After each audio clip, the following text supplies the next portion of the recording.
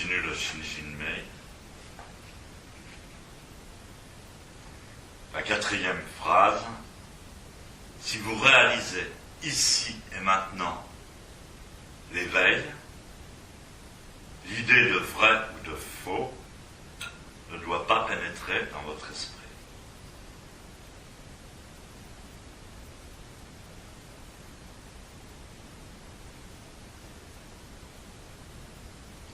Si vous réalisez ici et maintenant. Donc c'est important ici et maintenant.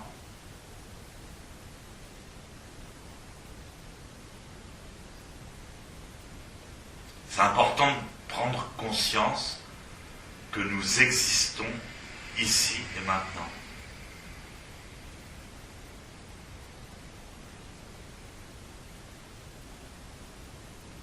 En général, on passe notre temps à reformuler la définition de ce que nous pensons être.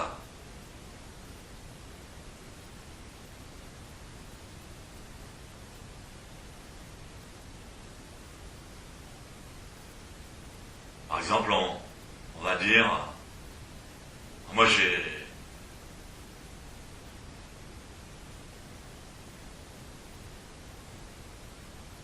par exemple, on va dire, je suis très émotive. Moi, je suis très émotive. Oui, mais maintenant, tu es très émotive? Non, non. En général, je suis très émotive. Donc on énonce ici maintenant, on refait toujours une définition qui en fait est déjà passée. Et donc on la réintroduit dans notre réalité.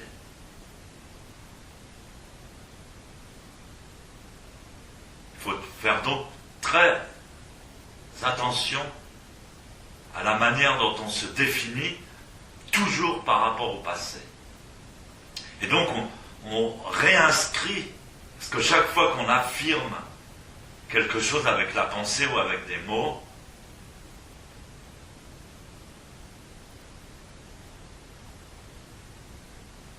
on réaffirme sa réalité. On la reprojette dans le futur. Une sorte de magie noire.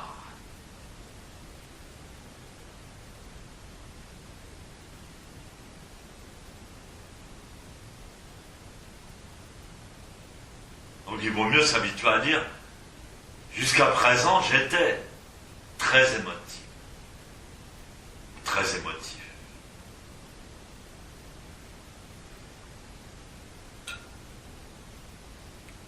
Mais maintenant, je suis libre. Ici maintenant, je suis libre.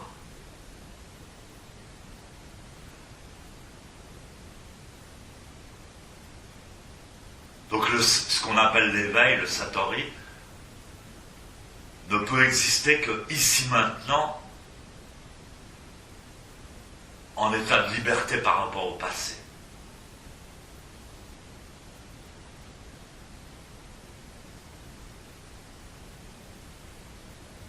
Donc le satori n'existe que lorsqu'on laisse derrière le passé.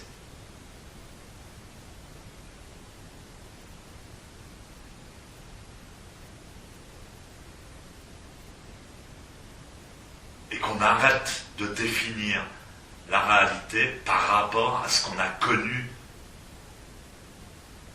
avant. C'est-à-dire ce qu'on pense qui est bien, ce qu'on pense qui n'est pas bien. Nos propres préjugés, on n'en a rien à faire dans le monde du satori.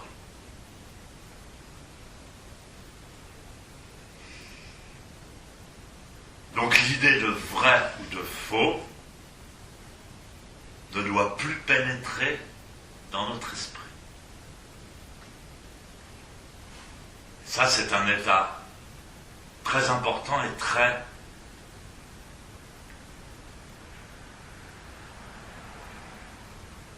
important. l'idée de juste ou de faux ne doit plus pénétrer dans notre esprit.